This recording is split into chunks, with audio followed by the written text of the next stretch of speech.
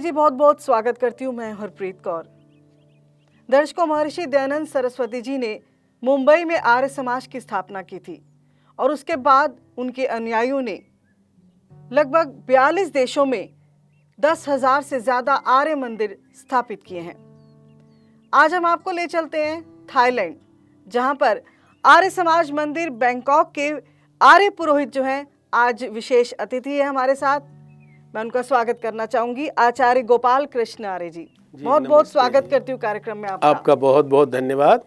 मैं भी आपके स्वागत का आभार व्यक्त करता हूँ।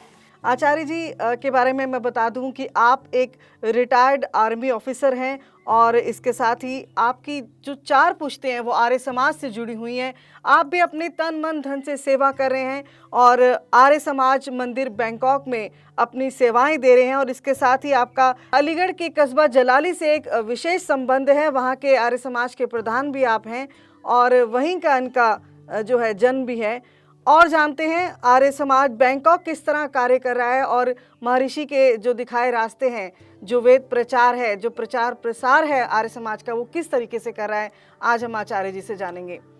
आचार्य जी, सबसे पहले यही जानना चाहेंगे, अगर हम आर्य समाज मंदिर बैंकॉक की बात करते हैं तो उसके बारे में मुझे बताइए कि कब उसकी स्थापना हुई थी और क्या उसका इतिहास है। बहुत बहुत धन्यवाद है बहन जी आपको, और ये बड़ा अच्छा सुअवसर है कि मुझे यहाँ पर आपने आमंत्रित करके ये मेरा साक्षात्कार ले रहे हैं। बहुत अच्छी बात है। यूँ तो भारत में क्या विदेशों में बहुत सारे कंट्रीज़ में आर्य समाज का बहुत अच्छा प्रचार है। उसी क्रम में पूरे थाईलैंड देश में एक आर्य समाज जो कि बैंकॉक में है और 104 वर्ष पुरानी आर्य समाज है। ये आर्य समाज हमारे प्रवासी भारतीय जो किसी समय पर किसी काम की तलाश में वहाँ पर गए थे सन 1905 में, लेकिन वहाँ पर अपना कार्य करते करते उन्हें एक सत्यार्थ प्रकाश जो महर्षि दयानंद सरस्वती जी का रचित है वो रद्दी में उनको मिल गया और उस आर्य समाज के उस अमर ग्रंथ को लेकर के उन्हें प्रेरणा मिली। उन्होंने कुछ लोगों को जो प्रवासी भारतीय थे उनको जुटाया, इकट्ठा किया और फिर घर घर आर्य समाज का प्रचार यज्ञ के माध्यम से करके उन्होंने आर्य समाज के इस कार्य को आगे बढ़ाया। लोग धीरे धीरे जुड़ते गए। फिर आवश्यकता हुई कि उसमें कोई संगठन बनाया जाए, कोई समिति बनाई जाए। उन्होंने आपस में कार्य को और गति देने के लिए, सुचारू रूप से चलाने के लिए एक समिति की तैयारी की, समिति बनाई, गठित की, उसमें पदाधिकारी लोग जुड़े। और एक बात और मैं आपको बहन जी बता दूं कि आर्य समाज बैंकॉक न केवल आर्य समाज से ही जुड़ा हुआ, उस समय पर जो नेताजी सुभाष चंद्र बोस थे उनकी उस आज़ादी के कार्यक्रम में इस आर्य समाज का बहुत बड़ा योगदान रहा। उस समय पर नेताजी सुभाष चंद्र बोस ने अपनी जो रानी लक्ष्मीबाई ब्रिगेड खड़ी की थी उसका हमारी आर्य समाज बैंकॉक भर्ती का एक स्थान था। उनको कोई स्थान नहीं मिल रहा था, तो उस समय पर आर्य समाज बैंकॉक ने उनके उस कार्य को और गति देने के लिए अपने यहाँ वो रिक्रूटिंग ऑफिस वहाँ पर खोला और बहुत बड़ी संख्या में लोगों की वहाँ पर भर्ती हुई और वो कार्यक्रम वहाँ से भी बढ़ा। उसके बाद आर्य समाज की गति धीरे धीरे बढ़ती गई, प्रचार घर घर यज्ञ आरंभ हुआ और आर्य समाज की आज की जो स्थिति है उसमें बहुत सारे लोगों का बहुत बड़ा योगदान रहा है, बहुत बड़ा सहयोग रहा है और लोगों ने न केवल आर्य समाज का प्रचार किया है बल्कि भारतवर्ष के लिए जितनी भी आंदोलन में सहायता राशि की आवश्यकता पड़ी, आर्य समाज बैंकॉक ने बहुत कुछ पैसा वहाँ से इकट्ठा करके भारतवर्ष को भेजा है। उसमें भी बहुत बड़ा योगदान रहा है। उसके अतिरिक्त धर्म के प्रचार में आपको मैं संक्षेप में इतना ही बता सकता हूं कि आज के जो हमारे वहाँ पर राजदूत महोदय हैं वो भी हमारी आर्य समाज के प्रशंसक हैं। आर्य समाज उनके साथ जुड़ा हुआ है। उनके द्वारा आयोजित कार्यक्रमों में मैं विशेष रूप से, चूंकि मैं सेना से अवकाश प्राप्त हूँ, 26 जनवरी 15 अगस्त में विशेष रूप से मुझे आमंत्रित किया जाता है। मैं वहाँ जाता हूँ, हमारे आर्य समाज के पदाधिकारीगण जाते हैं और वहाँ के हर कार्य में आर्य समाज बड़ा सहयोग करता है, बड़ा भाग लेता है, बड़ा बढ़ चढ़ कर भाग लेता है। खास करके जो गरीब तबके के लोग हैं वहाँ पर भी गरीबी है। जो ग्रामीण क्षेत्र के, ग्रामीण अंचल के लोग हैं, वहाँ के बच्चों की पढ़ाई के लिए पुस्तकें, साइकिल, वाहन, कपड़े, इस प्रकार की सहायता आर्य समाज हमारा करता रहता है। उसके अलावा हमारी जो आर्य समाज आज की स्थिति है, उसके साथ हमारे पदाधिकारीगण बड़े ही तन मन धन से समय देकर के उसके कार्यकलापों को आगे बढ़ाते हैं। और अच्छी बात यह है कि वहाँ पर जो प्रवासी भारतीय हैं वो हमारी आर्य समाज के साथ बहुत अच्छे से जुड़े हुए हैं, बहुत अच्छे से कोई भी कार्यक्रम रहता है। यहाँ तक कि हमारा वार्षिक उत्सव प्रतिवर्ष होलिकोत्सव पर मनाया जाता है जी, यानी कि मुख्य जो आकर्षण है वो टूरिस्ट के लिए कह सकते हैं वही। बिल्कुल बिल्कुल, वो तो है ही है जी। हमारा जो होलिका का, जिसको कि हम अपना वार्षिक उत्सव मनाते हैं जी। और इस वर्ष तो हमारे भारत के राजदूत जो वहाँ पर हैं जी, श्रीमान नागेश सिंह जी IFS, वो आए थे। उन्होंने हमारे उत्सव में आकर के सहभागिता दी और बहुत प्रशंसा की। और यहाँ तक कि उन्होंने हमारे जो भारतीय परंपरा है, हमारा प्रयास ये रहता है कि विदेश में हम बेशक रह रहे हैं लेकिन वहाँ पर हमारी भारतीय परंपरा, आर्य वैदिक परंपरा जीवित जागृत हो करके उन्नत होती रहे, ये प्रयास भरसक रहता है। उन्होंने भी आकर के उस कार्यक्रम में भाग लिया और हमारी हौसला बढ़ाई की। उसके लिए हमारे सारे अधिकारीगण, हमारे सदस्यगण बड़े ही मन से उत्साहित रहते हैं।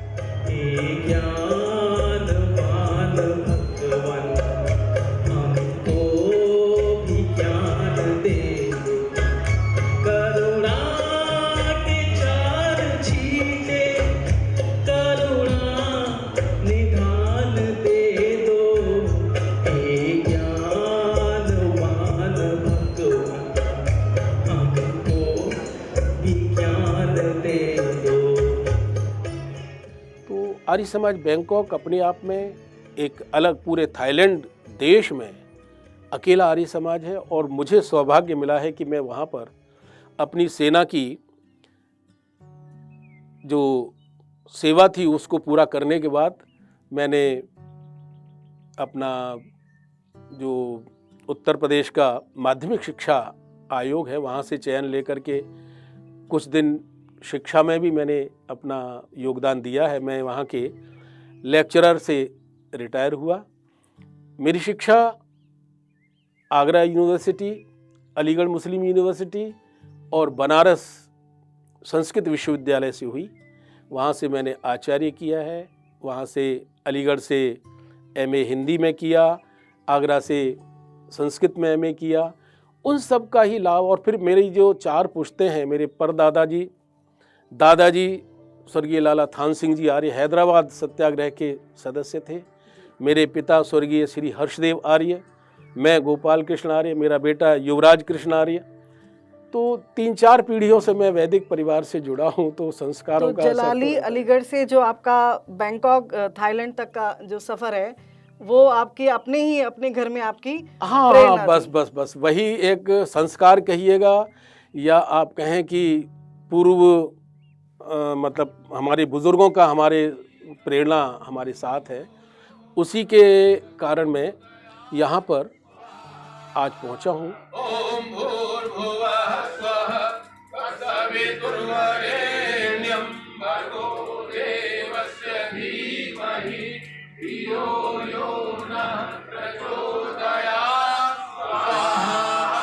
थाई भाषा में सत्यार्थ प्रकाश है मेरे पास। और चूँकि थाई लोग थोड़ा सा थाई भाषा को महत्व ज़्यादा देते हैं तो हम उनको निःशुल्क इन ग्रंथों का प्रसार प्रचार के लिए आपसे ये जानना करते हैं। दिलचस्प रहेगा आपसे ये जानना कि थाईलैंड विदेशी धरती में रहकर आप भारतीय संस्कृति को, वैदिक धर्म का प्रचार प्रसार कर रहे हैं, उसमें सत्यार्थ प्रकाश थाई भाषा में, तो ये बहुत बड़ा सहयोग रहा है। जो हमारे एक प्रोफेसर थे जो थाई यूनिवर्सिटी है, चुलालंकर्ण यूनिवर्सिटी, वहाँ के उन विद्वान ने उसका ट्रांसलेशन थाई भाषा में किया और उसको हमने बहुत सारी प्रतियां हमने छपवा करके और वहाँ पर उनको हमने वितरित किया है, करते हैं। कोई भी कार्यक्रम रहता है वहाँ पर उसको हम प्रचार के लिए मुफ्त और निःशुल्क वितरित करते हैं, ताकि अपना वैदिक धर्म, वैदिक ग्रंथ जनता में जाए। और वैसे भी आज की जो परिस्थितियां हैं उनमें हमारा भारतवर्ष थाईलैंड के साथ बहुत अच्छे संबंधों के साथ आगे बढ़ रहा है और आज के समय में थाईलैंड के और भारत देश के संपर्क, संबंध और जो आपसी मेल मिलाप हैं वो बहुत ज़्यादा आगे बढ़ रहे हैं। भारत सरकार भी और थाईलैंड सरकार भी, यहाँ तक कि उन्होंने तो अपना जो वीज़ा है वो फ्री भी कर दिया है। इसी के क्रम में हम लोग आगे बढ़ रहे हैं और आर्य समाज उसमें एक से एक कदम आगे बढ़ा करके, बढ़ चढ़ करके हिस्सा ले रहा है। जी बिल्कुल, जैसे कि बताया आचार्य जी ने, 1920 में बना जो आर्य समाज मंदिर बैंकॉक है, वो आज कई ऊंचाइयों को छू रहा और कई लोगों को, आर्यजनों को जोड़ रहा है और भारत से दूर, कहीं काफ़ी दूर रहकर भारतीय संस्कृति को जीवित रखा है। वैदिक जो संस्कृति है उसको, वैदिक धर्म को जीवित है, उसका प्रचार प्रसार किया जा रहा है। तो आचार्य जी, अगर हम महर्षि दयानंद जी के सिद्धांतों की बात करते हैं, जैसे आपने भी कुछ देर पहले बताया हमें, इसका इतिहास है कि स्वतंत्रता के लिए जो विदेश गमन की प्रेरणा थी वो महर्षि जी ने ही दी थी। इससे पहले कोई सोचता भी नहीं था बाहर जाएंगे, और बाहर जाकर आर्य समाजियों ने न सिर्फ मतलब देश का नाम रोशन करा और महर्षि के सिद्धांतों का प्रचार प्रसार किया। अभी ऐसा है कि उसमें हमारे जितने भी प्रवासी भारतीय हैं उनमें जागरूकता बढ़ रही है, आर्य समाज के प्रति रुझान भी बढ़ रहा है और हमारे जो आज के वहाँ के आर्य समाज के पदाधिकारीगण हैं, उन पदाधिकारियों का बहुत कुछ सहयोग, समय और धन, ये सब देकर के अपना उस आर्य समाज की पुरानी जितनी भी हमारी महर्षि दयानंद की परंपराएं हैं उनको आगे बढ़ाने के लिए सदैव संकल्पित रहते हैं, प्रयासरत रहते हैं। और न केवल प्रयासरत बल्कि सबसे बड़ा जो एक सहयोग है, समय और पैसा, इन दोनों के लिए भी तन मन धन से कहा जाए तो उचित ही होगा, देने के लिए तैयार रहते हैं। और वही है कि मैं भी उसी संस्कारों से प्रेरित होकर के आर्य समाज के साथ आज भी जुड़ा हूँ और मुझे लगता है कि हमारी आर्य समाज बैंकॉक और भी दिनों दिन आगे और भी अच्छे कार्य करके समाज में अपना एक अलग स्थान बनाएगी। क्यों कि हर तबके के लोग बैंकॉक ही नहीं बल्कि सब देशों में पाए जाते हैं और ऐसे उस थाई देश में वहाँ के लोग बहुत अच्छे हैं, वहाँ की संस्कृति बहुत अच्छी है, वैदिक मान्यताओं को, परंपराओं को, वैदिक संस्कृति को अपनाने वाली वहाँ की संस्कृति है। और वहाँ के लोगों से हम आर्य समाज के लोग मिलकर के बहुत अच्छे से अपने धर्म के प्रचार को आगे बढ़ाने में प्रसार के रूप में कार्य कर रहे हैं और करते रहेंगे। शांति शांति शांति। वैदिक धर्म की जय। आज जो वर्तमान स्थिति है आर्य समाज बैंकॉक की, उसके पदाधिकारीगण प्रधान के रूप में श्री दिनेश चंद जी, मंत्री श्री देवेंद्र पांडे जी, उप प्रधान श्री नरेंद्र पांडे जी, अपने पूर्वजों की इस संस्था को विशेष करके आगे बढ़ाने के लिए कर्तव्यशील हैं। उसमें श्री उमेश सिंह जी, श्री राय साहब, श्रीमान अन्य राधेश्याम उपाध्याय जी, श्री नरसिंह सिंह जी तथा एक और हमारे सबसे बुज़ुर्ग, सबसे पुराने कार्यकर्ता हैं जिनको श्री भान प्रताप सिंह जी के नाम से जानते हैं। उनको लगभग 52 वर्ष हो गए हैं वहाँ पर रहते हुए। इन सभी का विशेष योगदान वहाँ पर है। उसके साथ श्री अपने शाही जी, जिनको मास्टर शाही जी, अशोक शाही जी के नाम से जानते हैं, श्री रणविजय सिंह जी, और श्री सुरजीत सिंह जी, राम कृपाल जी, हरिशंकर दुबे जी आदि नाम उल्लेखनीय हैं। इन सभी के साथ साथ हम लोग वहाँ पर कार्य कर रहे हैं और इस कार्य को आगे बढ़ा रहे हैं। आचार्य जी, अगर हम बात करते हैं, विभिन्न आर्य समाज हैं जो 42 देशों में, बहुत सारे 10,000 से ज़्यादा आर्य समाज मंदिर स्थापित हो चुके हैं और इससे भी ज़्यादा भी किए जा रहे हैं। अगर हम बात करें बैंकॉक की, थाईलैंड की, तो वहाँ आप किस तरह की समस्याएं देखते हैं और किस तरह से उन चुनौतियों से हम महर्षि के दिखाए सिद्धांतों पर चलकर उसको पार कर सकते हैं? एक जो कॉमन मेरे समझ में आता है वो एक तो ये है कि जो युवा शक्ति है उसको हमें जोड़ने के लिए हर जो बुजुर्ग या जिसे कहना चाहिए जो पुराने लोग हैं उनको युवा शक्ति को जोड़ने का प्रयास नियमित रूप से करना चाहिए। और वो कब होगा? जबकि उस युवा शक्ति को हम अपने साथ आर्य समाजों में लेकर जाएं, उनके कार्यक्रमों में उनकी सहभागिता रखें। साथ ही आर्य समाज के कार्यक्रमों में एक जो उनको चाहिए वो मटेरियल या वो चीज़ें उनको प्राप्त हों, ये हमारा विशेष रूप से उनकी ओर ध्यान रहना चाहिए। तो निसंकोच उसको हम आगे बढ़ाने में संकल्पित होंगे और सफल होंगे। दूसरी बात, एक और बात जिसकी मैं आवश्यकता समझता हूँ, हमारी जो आर्य समाज है न केवल अपने तक सीमित रहें बल्कि हम एक दूसरे आर्य समाजों में जाकर के अपने प्रचार और प्रसार को बढ़ाएं। एक आर्य समाज के लोग दूसरी आर्य समाज में जो भी नज़दीक पड़ती हैं उन आर्य समाजों में जाकर के उन आर्य समाज के लोगों को अपनी आर्य समाजों में बुला करके उनके विचारों से अवगत होना चाहिए, ताकि प्रचार प्रसार कई बार ऐसा होता है कितना भी अच्छा वक्ता हो, कितना भी अच्छा व्यक्ति हो, लेकिन जब एक ही आर्य समाज में वो रहता है तो लोग कुछ चेंजेस चाहते हैं, कुछ बदलाव चाहते हैं। और वो बदलाव इस कारण से थोड़ा ये इस प्रकार से संभव है कि हम दूसरी आर्य समाजों से विद्वानों को अपने यहाँ आमंत्रित करें और दूसरे लोग हमारी आर्य समाजों से अपने यहाँ उनको आमंत्रित करें। तो उससे क्या होगा? एक तो विचारों में नवीनता मिलेगी, नए नए लोगों को आपस में सुनने का एक विचार बनेगा, एक रुचि पैदा होगी और युवा शक्ति की भी, कि हर बार हम एक ही व्यक्ति को सुनते हैं, दो ही व्यक्तियों को सुनते हैं, उन्हीं पुराने व्यक्तियों को सुनते हैं कि अभी बाहर से विद्वान आ रहे हैं, तो ऐसा सोच करके उनकी भी रुचि बढ़ेगी। जी बिल्कुल, जो नौजवान है उनको जोड़ने की ज़रूरत है। आप मानते हैं कि जो वेद है इस वक्त उसको सरल बनाने की ज़रूरत है?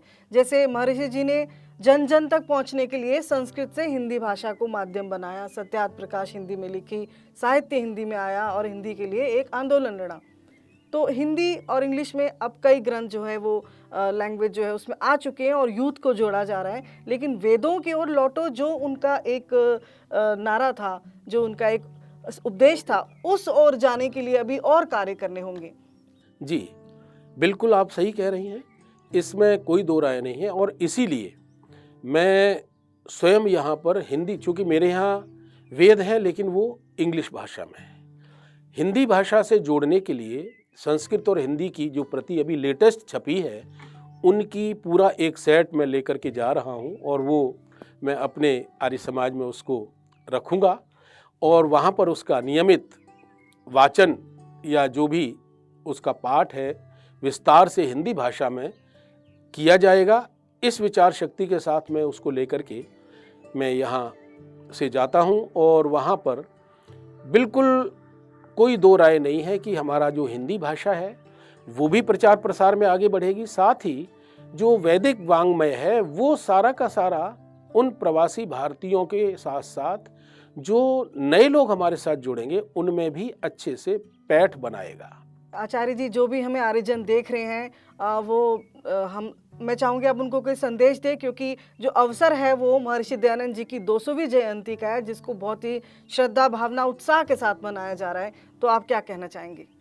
इसके लिए मैं सबसे करबद्ध निवेदन यही करूँगा, जो भी इस संदेश को सुन रहे हैं या वार्ता को सुन रहे हैं, आप सबसे पहले अपने बुद्धि और विवेक का प्रयोग करते हुए, आर्य समाज का एक नियम है कि विद्या का जो प्रसार प्रचार है अविद्या का नाश और विद्या की वृद्धि करनी चाहिए। साथ ही सत्य के ग्रहण करने और असत्य के छोड़ने में सर्वदा उद्यत रहना चाहिए।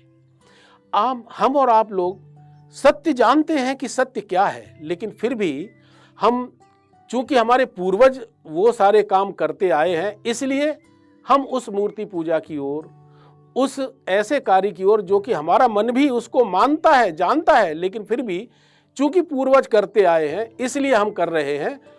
ऐसा न करके अपनी बुद्धि और विवेक से वास्तविकता को पहचाने और उन पर अपनी बुद्धि का प्रयोग करके उसकी ओर आगे बढ़े। आर्य समाज किसी पौराणिक उसका खंडन नहीं करता है, लेकिन वो ये कहता है कि आप अपनी बुद्धि विवेक से उस विचार शक्ति को द्वारा सत्य और असत्य का निरीक्षण करिए और फिर उसका पालन कीजिए। ऐसा करिएगा तो आपको आर्य समाज स्वयं अपनी ओर खींच लेगा। और इसमें कोई दो राय नहीं है कि अब बुद्धि विवेक का प्रयोग करने वाले ही आगे जा रहे हैं।